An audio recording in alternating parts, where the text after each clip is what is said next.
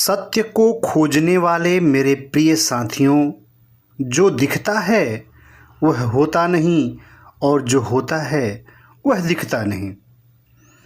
ये आप जो समाचार पत्र की कटिंग देख रहे हैं वह नई नहीं है। यह कहानी सैकड़ों हजारों साल पुरानी है। जहाँ बुद्ध कभी ध्यान में बैठे थे, आज वहाँ शिवलिंग स्थापित है।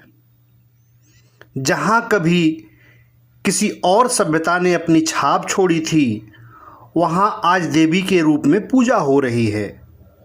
यह एक बदलाव है, लेकिन सवाल यह है कि यह बदलाव सत्य के करीब ले जा रहा है या केवल हमारी मान्यताओं का खेल है।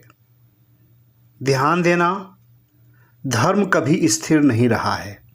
इतिहास गवाह है कि इंसान ने सत्य को नहीं बदला, लेकिन अपने दृष्टिकोण को बदलने में देरी भी नहीं लगाई।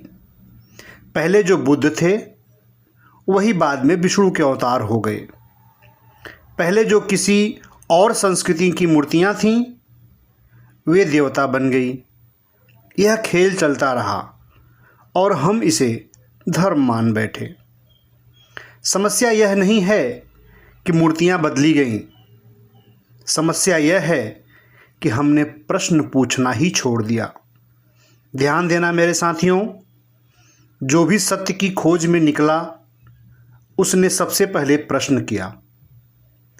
बुद्ध ने प्रश्न किया, महावीर ने प्रश्न किया, कबीर ने प्रश्न किया। लेकिन जो प्रश्न पूछता है उसे समाज पसंद नहीं करता, क्योंकि समाज को स्थिरता चाहिए, परिवर्तन नहीं। अगर कल आप किसी मंदिर में जाएं और पूछें कि जो मूर्ति आज शिवलिंग बनी है, क्या वह पहले किसी और के रूप में पूजी जाती थी, तो आपको चुप करा दिया जाएगा। लेकिन सत्य को कोई छुपा नहीं सकता। हमने धर्म को जीवंत नहीं रखा, हमने उसे जड़ बना दिया। धर्म का अर्थ होता है खोज, प्रश्न और अंततः अनुभूति, लेकिन हमने उसे परंपराओं में बांध दिया। मेरे प्रिय साथियों, अगर धर्म केवल मूर्तियों को बदलने का नाम होता तो हम सब अब तक बुद्धत्व को प्राप्त कर चुके होते। लेकिन ध्यान देना, सत्य कभी किसी मूर्ति में नहीं रहा, वह तो तुम्हारे भीतर है। अगर तुम मंदिर में बुद्ध को विष्णु बना सकते हो, तो क्या खुद को भी बदल सकते हो कभी? क्या तुम अपने भीतर की मूर्तियों को पहचानते हो? क्या तुम जानते हो कि तुम्हारी आत्मा कौन है? क्या भगवान बुद्ध को विष्णु बना करके तुमने बुद्धत्व को प्राप्त कर लिया, या उनके नाम पर पैसे वसूलते रहे, कमाते रहे, समाज को लूटते रहे? ध्यान यही कहता है साथियों कि जो बाहर बदल रहा है उसे देखने में समय मत गंवाओ, भीतर जाओ। जिस दिन तुम अपने भीतर उतरोगे, उस दिन तुम्हारे लिए यह सवाल ही खत्म हो जाएगा कि कौन सी मूर्ति किसकी है। चलो आज मैं आपको एक प्रयोग बताता हूँ। हर दिन 10 मिनट के लिए किसी मूर्ति के सामने मत बैठो, बल्कि अपनी आंखें बंद करो और अपने भीतर झांको। जिस दिन तुम्हें भीतर की रोशनी दिख जाएगी, उस दिन बाहर की मूर्तियां अपना महत्व खो देंगी। फिर चाहे शिव हों, चाहे कृष्ण हों, चाहे राम हों, सब एक ही सत्य की ओर इशारा कर रहे होंगे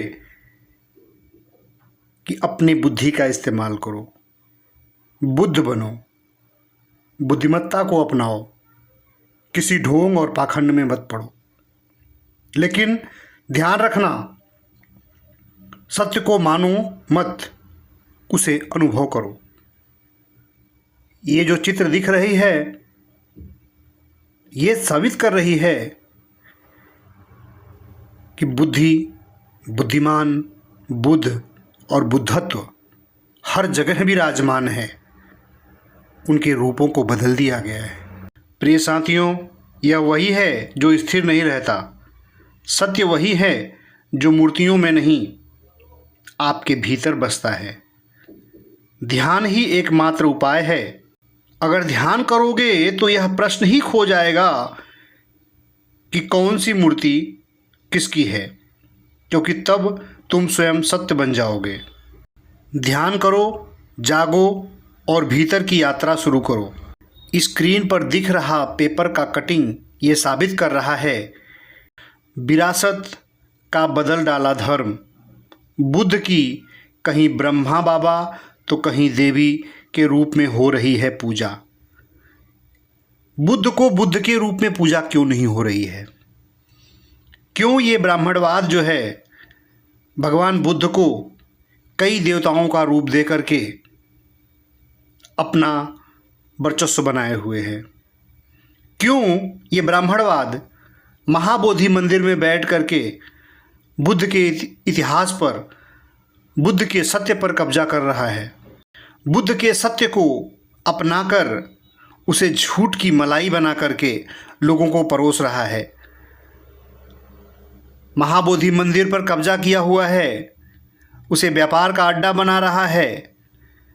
इस ब्राह्मणवाद को अयोध्या में मंदिर चाहिए, वो मिल गया इन्हें।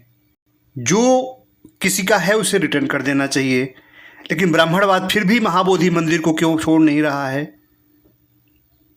ये स्क्रीन पे दिख रहा चित्र जो है एक एग्जाम्पल है कि ब्राह्मणवाद ने बुद्धत्व पर कब्जा कर लिया है, बुद्ध के विचारों पर कब्जा कर लिया है और उसे अपना बना करके उसमें पाखंड मिला करके अपना व्यापार कर रहा है। साथियों, आप क्या समझते हैं? कमेंट करके ज़रूर बताइए कि महाबोधि मंदिर जो कि साक्षात प्रमाण है बुद्धत्व का, बुद्ध के होने का, बुद्ध के अस्तित्व का, बुद्ध के विचारों का, बुद्ध की महानता का, उसे क्यों इन्हें नहीं छोड़ देना चाहिए? अगर आप ये चाहते हैं कि भगवान बुद्ध के विचार, भगवान बुद्ध की विरासत बची रहे, तो आप सब लोग अपनी आवाज़ उठाइए। इस वीडियो पर कमेंट्स करके अपना विचार दीजिए, लाइक करिए, शेयर करके लोगों तक पहुंचाइए। और दोस्तों, नए हों तो चैनल को सब्सक्राइब भी कर लीजिए। साथियों, बोधि मंदिर बचाना बहुत ज़रूरी है, क्योंकि अगर सच्चाई पर हर जगह ऐसे ही ब्राह्मणवाद कब्जा करता रहा, एक दिन ऐसा आएगा कि सच भी इस पाखंडवाद के अंदर दब जाएगा, मानवता क्षीण हो जाएगी, आप कमज़ोर पड़ जाएंगे।